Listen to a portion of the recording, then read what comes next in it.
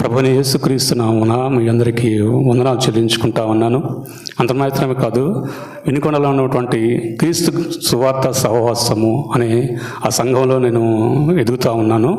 ఆ సంఘం తరపున కూడా మీరు ఇక్కడికి రావడానికి దేవుడు సహాయం చేశాడు. ఆ సంఘం తరపున కూడా మీకు వందనాలు చెల్లించుకుంటా ఉన్నాను.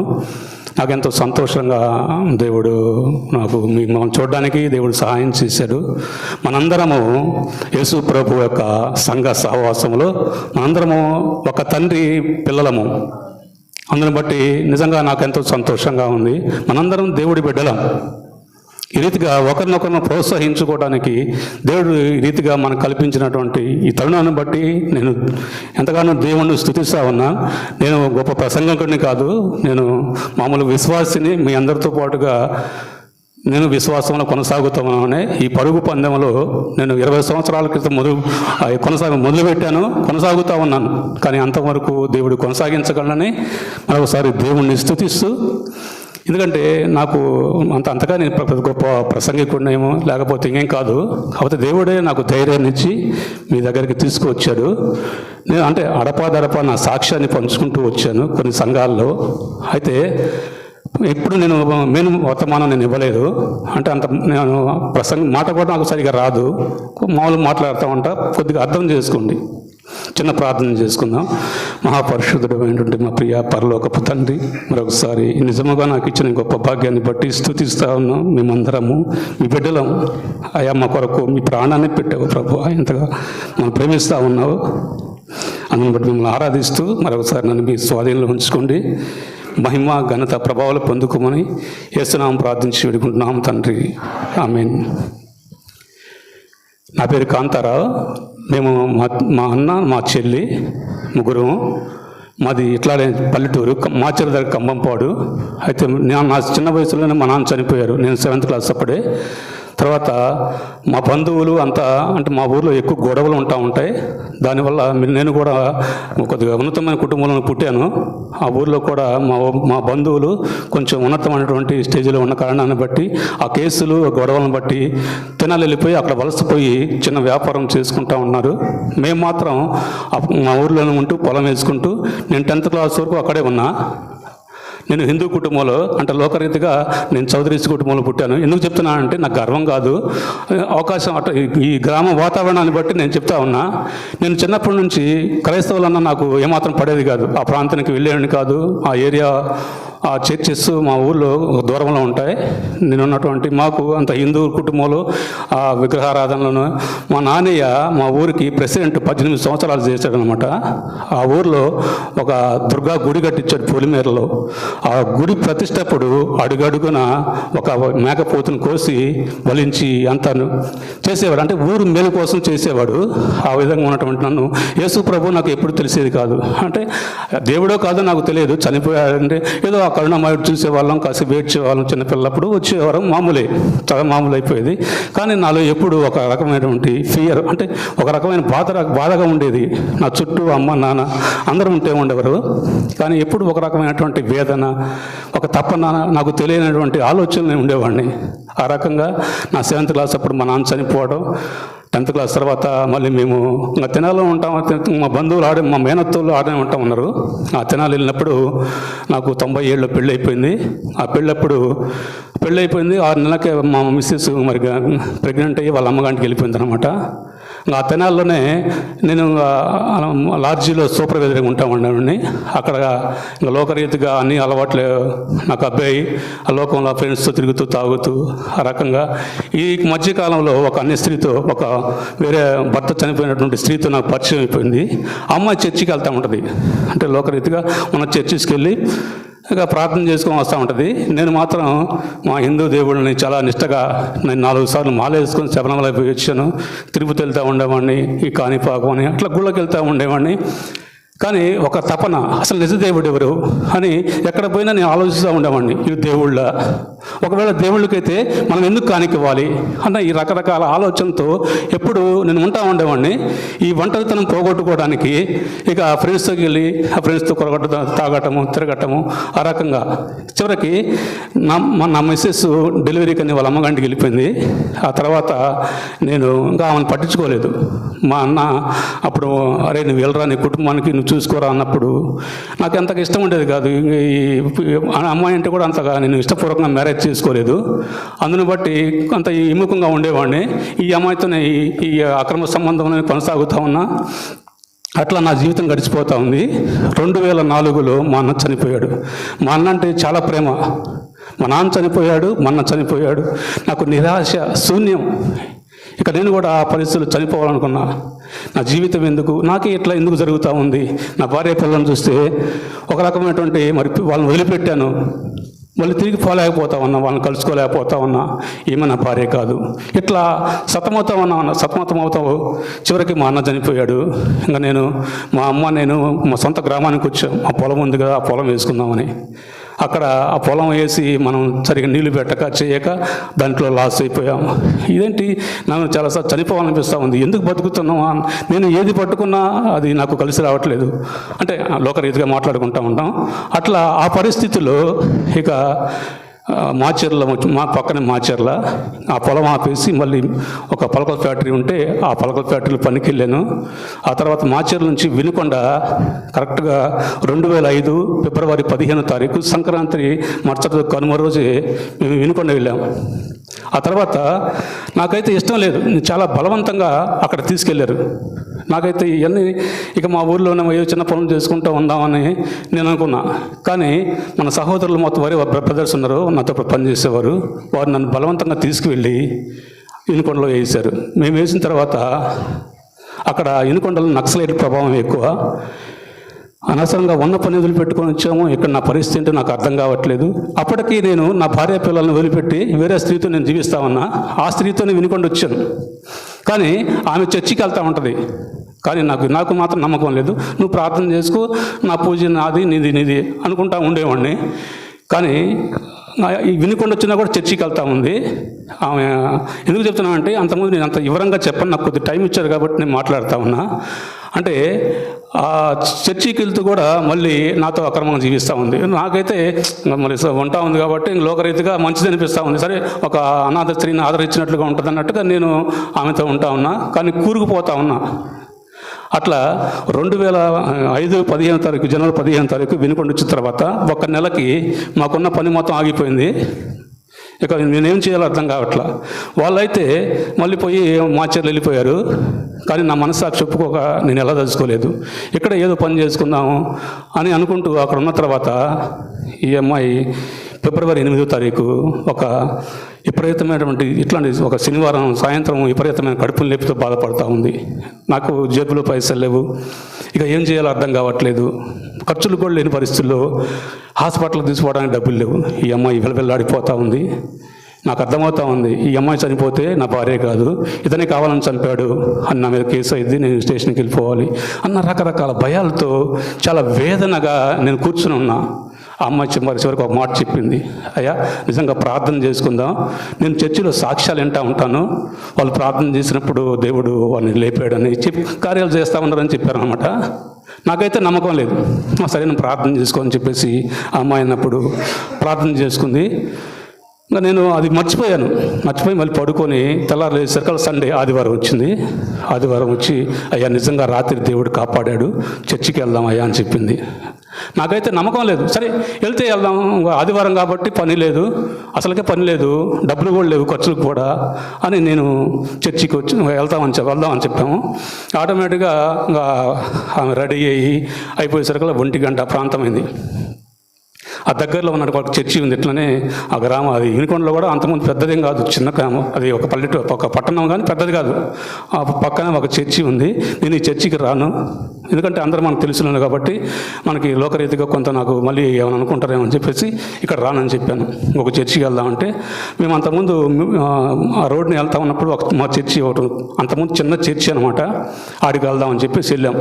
వెళ్ళిన తర్వాత అక్కడ చర్చిలో అప్పుడు ప్రార్థన అయిపోయింది, వాళ్ళందరూ ఇట్లా కలుసుకొని మాట్లాడుకుంటా ఉన్నారు. అప్పుడే నేను ఇటు నుంచి అంటే ఇట్లా 2 గేట్లు మాకు కూడా ఉంటాయి, ఇటు నుంచి మెయిన్ గేట్లోంచి నేను వచ్చాను, ఇటు అమ్మాయి వచ్చి కూర్చుందనమాట. నాకు ఒక రకమైనటువంటి చాలా పీస్, అంటే ఎక్కడ తెలియనటువంటి కొంచెం ఆనందం ఉంది. సేవకులు మా ఫాస్టర్ గారు వచ్చి, ఒలి బ్రదర్ వీళ్ళందరూ వచ్చి, సహోదరులు వచ్చి ప్రేమతో మాట్లాడుతూ ఉన్నారు. బ్రదర్ మీరు ఏం చేస్తూ ఉంటారు, ఎక్కడ ఉంటారు అన్నప్పుడు నాకు చాలా సంతోషం అనిపించింది. ప్రతి ఆదివారము చర్చి ఉంటుంది, మీరు రాండి బ్రదర్ అని చెప్పారు. అయితే గుళ్ళో ఏంటంటే మన ఇష్టం వచ్చినప్పుడు వెళ్ళి కొబ్బరికాయ కొట్టుకొని వస్తూ ఉంటాం. కానీ ఇక్కడ ఒక క్రమము నాకు నచ్చింది. అంటే ప్రతి ఆదివారం 9:30కు ఉంటుందని నాకు తెలియదు, కాదు ఆదివారం ఉంటుందని చెప్పేసి అనుకుంటా, కానీ అట్లా తెలియదు. సరే అని చెప్పేసి మరుసటి వారం, ఈ వారం ఎట్లా జరిగిందో నాకు తెలియదు, కానీ మరుసటి వారం మళ్ళీ వచ్చి కూర్చున్నా. అప్పుడు మా సేవకులు, మా ఫాస్టర్ గారు వచ్చి ఉంటారు. సమర్పణ అన్న మీకు ఐడియా ఉంటుంది, ఆయన ఎక్కువగా నార్త్ ఇండియా మిషనరీకి వెళ్తూ ఉంటారు. కరెక్ట్గా అదే టైంలో ఆయన మిషనరీకి వెళ్ళిపోయారు. అప్పుడు సహోదరుడు ఒలి అసిస్టెంట్ ఫాస్టర్ గారు ఉండేవారు, ఆయన నడిపిస్తూ ఉండేవారు చర్చిని. నేను వచ్చి ఇట్లనే కూర్చొని ఉన్నా, సహోదరులు ఇట్లా సిస్టర్స్ కూర్చొని ఉంటారు, నేను కూర్చొని ఆ వారం గడిచిపోయింది. 3వ వారం వచ్చాను. 3వ వారం వచ్చినప్పుడు ఇట్లా ఒలి బ్రదర్ ప్రసంగం చేస్తూ ఉన్నారు, నేను ఇక్కడ కూర్చొని ఉన్నా. ప్రసంగంలో ఒక మాట మాట్లాడాడు, చూచి నమ్మిన వారి కంటే చూడక నమ్మిన వారి ధన్యులు. అంటే నేను దేవుడు కాదు కదా, దేవుడు అని ఎట్లా నమ్మాలి అని నాలో పోరాటం. నేను ప్రశ్న వేస్తా ఉన్నా, మళ్ళీ నాకే జవాబు వస్తూ ఉంది, చూచి నమ్మిన కంటే చూడక నమ్మిన వారు ధన్యులు. తర్వాత ఆ వచనం ఎక్కడ ఉంటుందో, అసలు బైబిల్లో ఏముందో నాకు తెలియదు, కానీ ఆ మాట 2 రోజుల వరకు నాతో మాట్లాడుతూ ఉంది. చూచి నమ్మిన వారి కంటే చూడక నమ్మిన వారు ధన్యులు. తర్వాత నేను చూసి బైబిల్ చూసినప్పుడు యోహాను సువార్త 20వ అధ్యాయంలో తోమాతో యేసుక్రీస్తు మాట్లాడతాను అనమాట. ప్రభు అసలు నిజంగా నువ్వు దేవుడివేనా, నిజంగా దేవుడు ఎట్లా నేను నమ్మాలి, నేను నమ్మలేకపోతా ఉన్నా. సపోజ్ మా దేవుడు అంటే మీ గుడికి పోయి ఒక విగ్రహం ఉంటుంది, చూస్తూ ఉంటాం, సరే మొక్కుతూ ఉంటాం, వస్తూ ఉంటాం, నువ్వు నిజంగా దేవుడువా? ఇట్లా నాలో ప్రశ్నలు. ఇట్లా నేను మాట్లాడుతూ ఉన్నా, నాతో మళ్ళీ వాక్యం మాట్లాడుతూ ఉంది. అదే మాట నన్ను 2 రోజులకు మొత్తం మాట్లాడింది.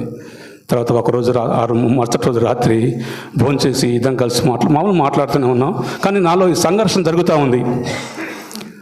తర్వాత భోంచేసి పడుకున్న తర్వాత నాకు అప్పుడు టైం కూడా వాచెస్ కూడా లేవు. ఇక నేను చేసిన పాపం మొత్తం చూపించబడతా ఉంది. అవునయ్యా నేను చేశాను అని ఎంతసేపు జరిగింది నాకు తెలియదు, కానీ నా కన్నీరు కారిపోతూ ఉన్నాయి, ఏడుస్తూ ఉన్నాను, నేను ఒప్పుకుంటా ఉన్నాను. ఆ విధంగా నిజంగా నేను టైం కూడా నాకు తెలియదు కాబట్టి నేను చూసుకోలేదు. ఆ విధంగా ఎంతోసేపు జరుగుతూ ఉంది, నేను ఏడుస్తూ ఉన్నా, నేను చేసిన ప్రతి పాపమును ఒప్పుకుంటా ఉన్నా. ఆ తర్వాత ఒక ప్రశస్తమైన హస్తం నన్ను తాకింది. ఆ చెయ్యి నా జీవితంలో మర్చిపోలేను. ఉదయం లేచేసరికల్లా నేను ఆకాశంలో ఉన్నానా, అంత చెప్పనసరికి మహిమయుక్తమైనటువంటి ఆనందం దేవుడు నా జీవితంలో ఇచ్చాడు. ఇక ఈ అమ్మాయితో మాట్లాడడానికి కూడా నాకు భయం వేస్తూ ఉంది. అంతకుముందు ఎంతో హ్యాపీగా ఉండేవాడిని, అంటే భౌతికంగా లోపల అంతరంగంలో సంఘర్షణ జరుగుతూ ఉంది, కానీ భౌతికంగా ఉండేవాడిని. ఆ రోజు నుంచి ఈ మాతో మాట్లాడడం కూడా నాకు సరిగా వీళ్ళబట్టలేకపోతా ఉన్నా. ఈ సంఘర్షణలో దేవుని సేవకులు లేరు, అంటే నాకు క్రైస్తవం గురించి పూర్తి తెలియదు, ఏం జరుగుతూ ఉందో నాకు తెలియదు. అట్లాంటి టైంలో మా ఫాస్టర్ గారి దగ్గరికి వెళ్ళాము. అంటే మా చర్చిలో, అంటే దాదాపుగా కొన్ని చర్చెస్లో అయ్యా మీకు ఏదైనా అవసరతల్లో, అంటే ఒకవేళ భయంకరమైనటువంటి తిండి భోజనానికి జరగని పరిస్థితుల్లో మాకు వచ్చి కాంటాక్ట్ చేయండి, మేము హెల్ప్ చేస్తాం, అంటే దేవుడు మాకు ఇచ్చిన దాంట్లోనే మీకు ఇస్తాం అని చెప్తా ఉంటారు. మాకు అక్కడ నేర్పించారు కూడా. అట్లా ఈ అమ్మాయి అది పట్టుకుంది. అంటే ఈ అమ్మాయి ఏ కోణంలో అంటే దేవుని సేవకుల దగ్గరికి వెళ్ళి మనం అద్దె కట్టుకోవడానికి కొంచెం అవసరం తీసుకుందామని ఈ అమ్మాయి అనుకుంది. నేనైతే అసలు నాకేం జరుగుతూ ఉందో అది నేను కనుక్కోవాలి అని నేను ఇద్దరం అంటే వేరు ఆలోచనతో వెళ్ళాం. ఫాస్టర్ గారి దగ్గరికి వెళ్ళి కూర్చొని నేను చెప్పాను, అక్క మరి ఈ అమ్మాయి నా భార్య కాదు, నాకెందుకు నా మనసాక్షి ఒప్పట్లేదు, ఏం చేయమంటారు అన్నప్పుడు సేవకులు వారు కూర్చోబెట్టి అయ్యా అన్నొస్తారు, ఇది మామూలు చిన్న విషయం కాదు, నేను చెప్పడానికి కాదు, చాలా పెద్ద విషయం అది అన్నప్పుడు ఆ నెల రోజు దేవుడు నన్ను ప్రిపేర్ చేశారు. సేవకులు. అంతకుముందు మా పాస్టర్ గారు నార్త్ ఇండియా దాదాపుగా నెల రోజులు ఆయన సువార్త పరిచర్యకి వెళ్ళేవాడు.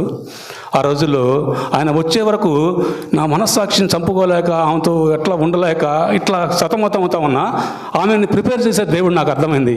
అంటే సేవకులు వచ్చేంత వరకు ఆమెను దేవుడు ప్రిపేర్ చేశాడు. ఆ సేవకులు రాగానే కూర్చోబెట్టి, ఇట్లా మా చర్చిలో కూర్చోబెట్టి మేమిద్దరం కూర్చున్నాం, తలుపులేసి మాట్లాడుతూ ఉన్నాడు. అప్పుడు నేను నా సాక్షి నా జీవితం పంచుకున్నాను. ఇట్లా ఏమన్నా కాదు, నా భార్య వాళ్ళ అమ్మగంటలో ఉంటా ఉంది, ఈమెతో నేను వచ్చాను అని చెప్పాను. అయ్యా ఇది తప్పు, ఎందుకంటే పాపలను దేవుడు రక్షించడానికి వచ్చాడు, అదే పాపంలో కొనసాగకూడదు. ఒకవేళ ఇదే పాపంలో మీరు కొనసాగితే మా చర్చికి రావద్దని చెప్పాడు. అన్న నేను వస్తానన్నా అనుకున్నా. అన్న నాకు అదే కావాలి, ఇదే కావాలి, అది నాకు వద్దు, ఆ జీవితం వద్దన్నా అన్న. అప్పుడు ఆ అమ్మాయిని అడిగాడు, మరి ఏం చేయమంటావు అమ్మ అంటే, మీ చర్చికి వచ్చినాకనే మారిపోయాడు, ఈయన నాటకం ఆడుతున్నాడు, లేకపోతే వాళ్ళ కుటుంబం తెచ్చుకొని ఆడుతున్నాడు, నాకైతే ఏం తెలియదు, దీనికి మీరే పరిష్కారం చేయండి అని చెప్పేసి సేవకులతో మాట్లాడినప్పుడు అన్న చెప్పాడు, అమ్మ ఎందుకంటే ఇప్పుడు ఇది న్యాయబద్ధమైంది కాదు, మీరిద్దరు భార్యాభర్తలు కాదు కాబట్టి ఎవరి దారిని వాళ్ళు ఉండండి. నువ్వు ఆడపిల్లవు కనుక మా ఇంట్లో ఉండు, మేము పోషిస్తాము, మా అక్కతో పాటు మాతో ఇంట్లో వంటలు పనులు సహకరించు, నీకు పిల్లలు ఉన్నారు కాబట్టి వాళ్ళకి నెలకి 150 రూపాయలు బ్యాంకులు కొంత అమౌంట్ బ్యాంకులో వేస్తామని చెప్పారు. తమ్ముడు నువ్వు వెళ్ళి పని చేసుకొని నీ నువ్వు బతుకు, ఇద్దరు చర్చికి రండి, సహోదరులకు రండి అంటే నూతన సృష్టిగా అప్పుడు నాకు అర్థం కాలేదు. అది మన క్రైస్తవ భాషల్లో నూతన సృష్టి. ఇప్పుడు మనందరం సహోదరులం అని చెప్పినప్పుడు నేను వస్తానని చెప్పాను. అన్న నేను ఆ విధంగా నేను ఇష్టపడతాను అన్న అని చెప్పాను.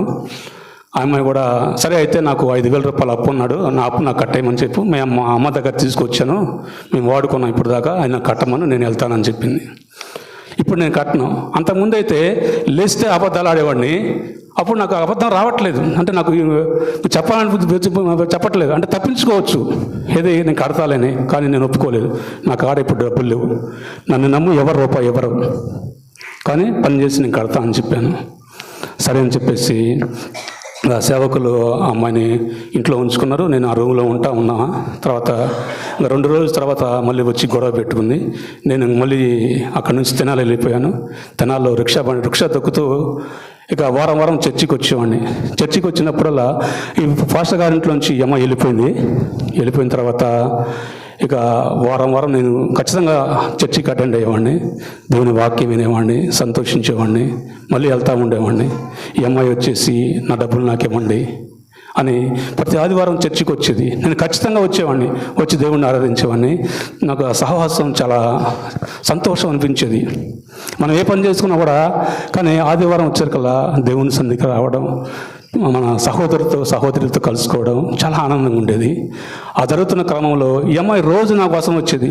కరెక్ట్గా నాకు అనుకున్నది, నాకు ఏం చేయి ప్రభువా, ఇది నాకేం అర్థం కావట్లేదు, కానీ దేవుడు నాకు తెలుసు ఖచ్చితంగా దీని నుంచి విడుదల అనుగ్రహిస్తారని. ఆ తర్వాత ఒక ఆదివారం వచ్చి ఇక భయంకరంగా తిడతా ఉంది. బయట ఇక నా జీవితం పాడు చేసావు, రకరకాల బూతులు తిడతా ఉంది. నేను లోపల నాకేం అర్థం కావట్లేదు. కొట్టవచ్చు కానీ మనం కొట్టలేము క్రైస్తవులంగా. ఏం చేయాలి? ప్రార్థన చేస్తూ ఉన్నా. ఈ లోపల సహోదరులు లేచి, ఒక శాంసన్ బ్రదర్ అని ఉన్నారు, ఆయన పోయి అమ్మాయితో మాట్లాడాడు. అమ్మ నీకు ఎంత ఇవ్వాలి ఏం చెప్పమ్మా అన్నప్పుడు నాకు 3,000 ఇవ్వాలి అని చెప్పింది. అంటే 2,000 అప్పుడు 1,000 అప్పుడు ఇస్తా ఉన్నా, 2,000 ఇచ్చాను. ఇక 3,000 అన్నప్పుడు సహోదరుడే వచ్చి అట్లా కలెక్ట్ చేసుకుని డబ్బులు శ్యామన్న మా సహోదరులు వలి బ్రదర్ ఉన్నారు, పాస్టర్ గారు ఇచ్చారు. మొత్తం ఇచ్చేసి ఆ డబ్బులు అమ్మాయికి ఇచ్చేసి అమ్మాయితో రాయించుకున్నారు. నీకు ఎటువంటి కాంతారావుకి నీకు ఎటువంటి సంబంధం లేదు అని రాయించుకున్నప్పుడు ఆ అమ్మాయి వెళ్ళిపోయింది. ఆ తర్వాత తెనాల నుంచి వినుకొండ వచ్చి మన పాస్టర్ గారు చెప్పారు, తమ్ముడు మరి ఇంకా అక్కడి నుంచి రావటం ఎందుకు, ఇక్కడే వచ్చి పని చేసుకున్నప్పుడు తర్వాత అక్కడే హోటల్లో పనిచేసేవాడిని. అక్కడ హోటల్ ఒకటి ఉంది, తెలిసిన హోటల్ ఉంటే ఆ హోటల్లో పనిచేస్తూ ఉండేవాడిని. ఆ తర్వాత మా అమ్మ మా ఊళ్ళో ఉంటా ఉంది, పొలం వేయటానికి వెళ్ళాం కదా, ఆమె ఒక్కటే పనిచేస్తూ ఉంది. ఇక ఆమెను కూడా తీసుకొచ్చుకున్నా, నా దగ్గర తీసుకొచ్చుకొని చర్చిలోనే నేను 9 సంవత్సరాలు ఉన్నా. సహోదరుడు ఓలీ బ్రదర్ సేవ చేసినటువంటి ఆ చర్చిలోనే నేను 9 సంవత్సరాలు ఉన్నా. మా అమ్మ నేను 9 సంవత్సరాలు ఆ చర్చిలో నుండి అనేక పాఠాలు నేర్చుకుంటా ఉన్నా. తర్వాత ఇక 2015లో మా అమ్మగారు చనిపోయారు.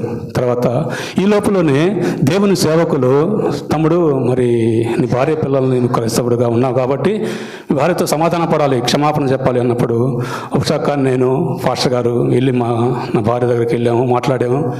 అప్పుడు మా మామగారు ఉన్నారు, క్షమాపణ చెప్పాను. కానీ వాళ్ళు నమ్మట్లా. ఎందుకంటే నా పాత జీవితం అంత భయంకరంగా ఉంది. వాళ్ళు కళ్ళాలు చూశారు. నా భార్యను కూడా చాలా హింసించడం అంటే పట్టించుకోలేదు. ఆ పరిస్థితుల్లో వాళ్ళ హృదయం చాలా కఠినంగా ఉంది. అయితే ఇంకా రాలేదు. తర్వాత మా అమ్మ చనిపోయిన తర్వాత 2015లో కూడా మరి కాంతారావు ఒక్కడే ఉంటా ఉన్నాడు, వండుకోవడం కష్టం అవుద్ది. ఇప్పటిదాకా వాళ్ళ అమ్మ అయితే వండి పెట్టింది అని పెద్దలు కూడా మాట్లాడారు. కానీ వారు వీలవ్వట్లేదు. ఒకటి వాస్తవం, దేవుడు నేను పదే నేను ఆలోచిస్తూ ఉండేవాడిని, దేవా నిజంగా భయంకరమైనటువంటి ఆ దురవస్థ నుంచి నన్ను విడిపించిన దేవుడు. ఖచ్చితంగా నా కుటుంబం దేవుడు కట్టడానికి సర్వశక్తిమంతుడు. ఎందుకంటే దేవుడు నాకు వాగ్దానం చేశాడు. వాగ్దానం చేసిన దేవుడు నమ్మదగిన దేవుడు. అందుకని నాకు, ఎందుకంటే ఆయన అత్యున్నత సింహాసనంపై ఆసీనుడు వేయండి సమస్తాన్ని తేరి చూస్తూ ఉన్నాడు. అంటే నిజంగా ఇప్పుడు మన బిడ్డల యొక్క క్షేమాన్ని మనం కోరుకుంటూ ఉంటాం.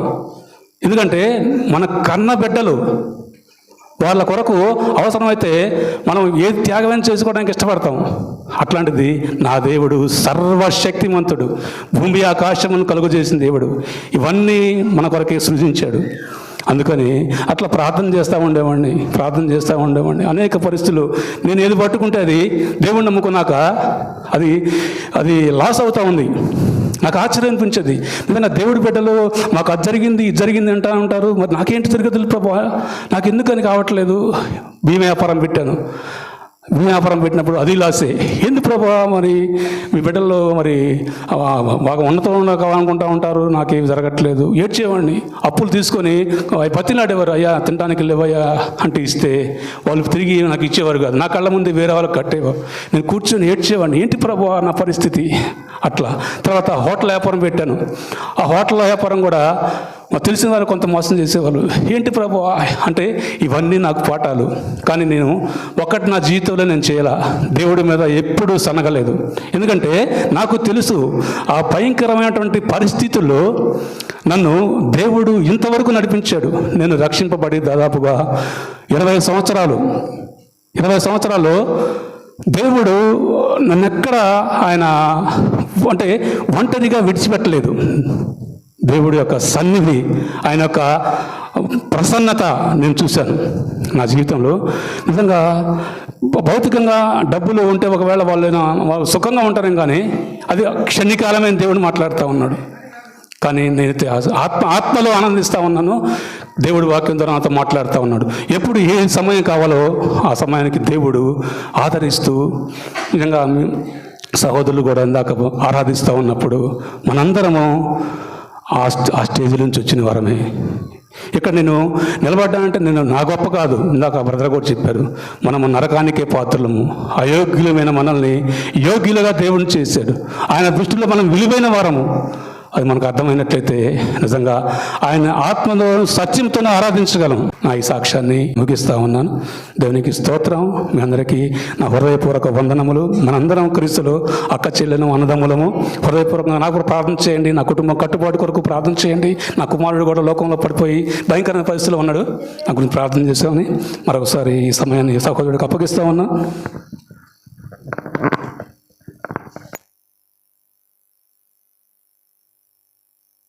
కళ్ళు మూసుకోండి, ప్రార్థన చేసుకుందాము. సాక్ష్యాన్ని, వాక్యాన్ని మనం విన్నాం కదా.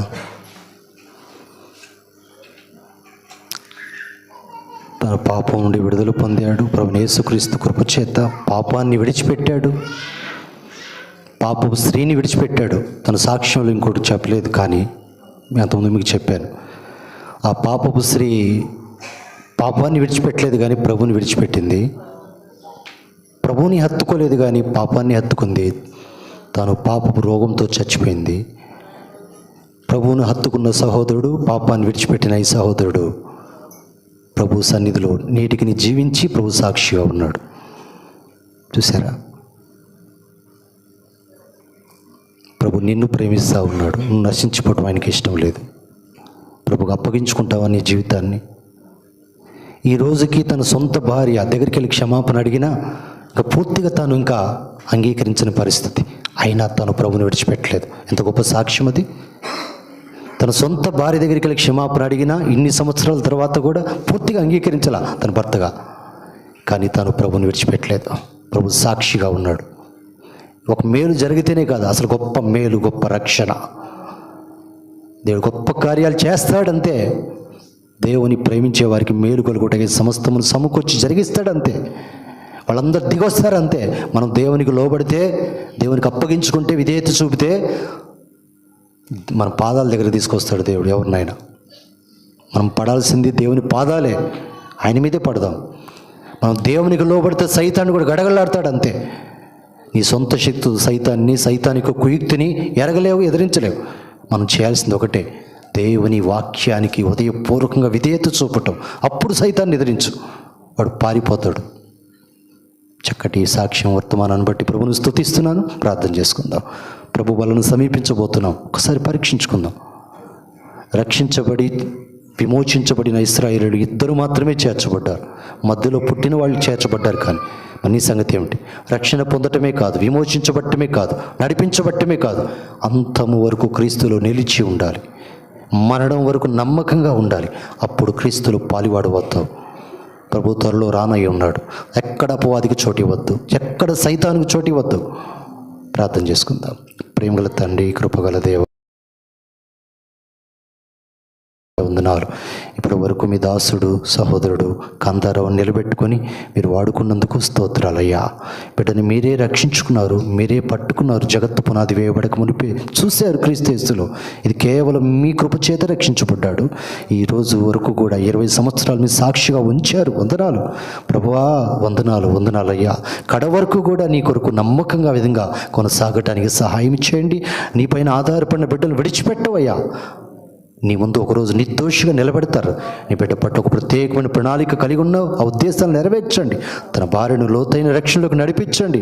త్వరలోనే ఆ కుటుంబం కట్టబోతున్నావు. నీ కార్యాన్ని చేయబోతున్నావు. మీ చేతులకు అప్పగిస్తున్నావు. తన కుమారుని కూడా లోతైన రక్షణలోకి నడిపించండి. నీ సాక్ష్యం నిలబెట్టండి. తన తల్లిని అద్భుతంగా రక్షించుకున్నావు. తన చివరి వరకు కూడా ప్రభువులోనే ఉంది నాయన. అందును బట్టి స్తుతిస్తున్నానయ్యా. ఇప్పటి ఇంకా బలమైన సాధనంగా వాడుకోండి.